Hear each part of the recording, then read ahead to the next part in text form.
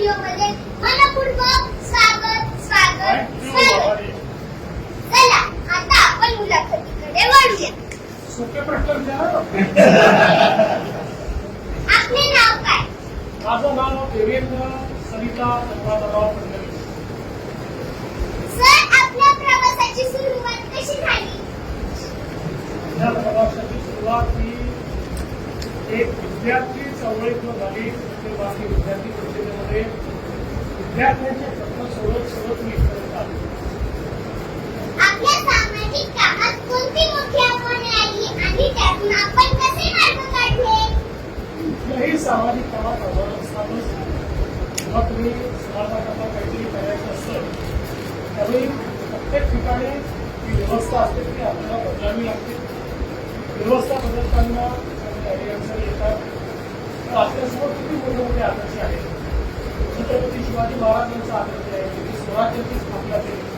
त्यांना स्वराज्याची स्थापना करताना मुलाची लढावं लागलं, काही प्रमाणात सोफियाची लढावं लागलं. पण त्यांनी त्या आव्हानांचा सामना करून व्यवस्था उभी केली. आपल्यासमोर भारतरत्न डॉक्टर बाबासाहेब आंबेडकरांचा आदर्श आहे की ज्यांनी व्यवस्थेच्या विरुद्ध इतकी मोठी लढाई उभी केली. हे मानवतेचा गुण हा आपल्याला शिकवला आणि समतेचं राज्य हे संविधानात तयार केलं. त्यामुळे कुठेही व्यवस्थेचं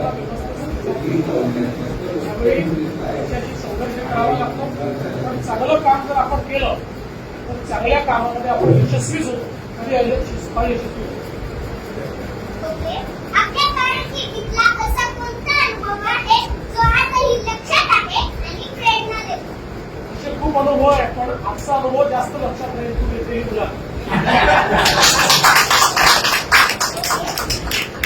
आजच्या डिजिटल युगात आपण शिक्षण क्षेत्रात कोणते बदल करू इच्छिता? मला असं वाटतं की डिजिटल शिक्षण खूप महत्वाचं आहे आणि आज या शाळेमध्येच एक अतिशय सुंदर डिजिटल लॅबचं मी उद्घाटन केलं. ही इंटरॅक्टिव्ह आहे. त्याच्यामध्ये विषय देखील आपल्याला दृकश्राव्य माध्यमातून पाहायला मिळतो. त्याच्यानंतर त्याच्यावर प्रश्न देखील आपल्याला विचारता येतात आणि त्याच्यावर आपल्याला परीक्षाही घेता येतात. मला असं वाटतं की आता डिजिटल युगामध्ये डिजिटल शिक्षण हे अत्यंत महत्वाचं आहे. प्रत्येकाकरता डिजिटल शिक्षणामुळे शिक्षणाची दारं उघडलेली आहेत आणि जगातली कुठली गोष्ट ही आता आपल्याला शिकता येते. त्यामुळे मला असं वाटतं की आपल्या शाळेतले आता जे डिजिटल लॅब आहे तुमच्यापैकी प्रत्येकाने त्या डिजिटल लॅबमध्ये जाऊन डिजिटल शिक्षण घ्यायचं. थँक्यू सर, तुमचा मौल्यवान वेळ दिल्याबद्दल खूप खूप थँक्यू. धन्यवाद. थँक्यू. तुला मौल्यवान भेट दिल्याबद्दल तुमचे आभार.